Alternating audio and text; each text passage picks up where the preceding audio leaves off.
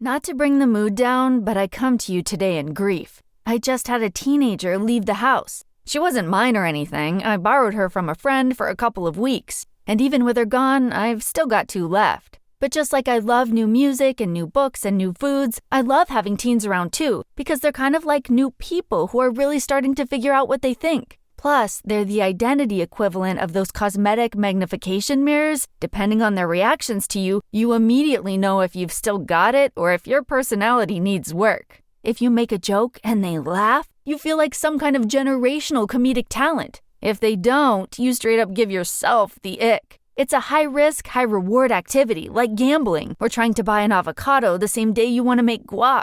That being said, I realize that not everybody feels as positively about teens as I do, and I get it. If you weren't very cool in high school, you might have sour grapes. Not everybody had the riz to be in the math club like I was, or to wear the same Aztec t-shirt in every single yearbook photo, including candids, when they were a big, bad car-driving junior like I did. And even I will admit that there is a certain teenage trait that also gets my goat. Specifically, if you ask them a question, they usually reply, "I don't know," rather than giving a real response. But why? I remember feeling opinionated and outspoken back then. I remember speaking my mind and, oh, wait.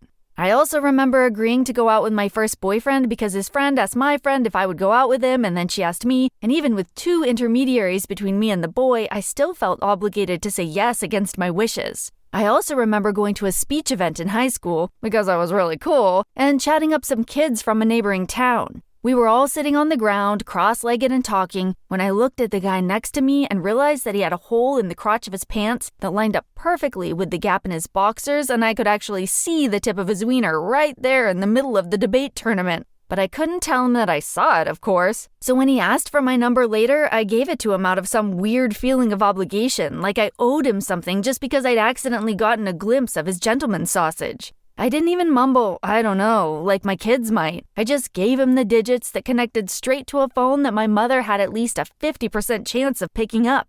So, actually, maybe the youths are onto something with this nonchalance. A passive "I don't know" is always better than an active yes when you're not telling the truth. Unless I'm asking my kids whether or not they like my jokes.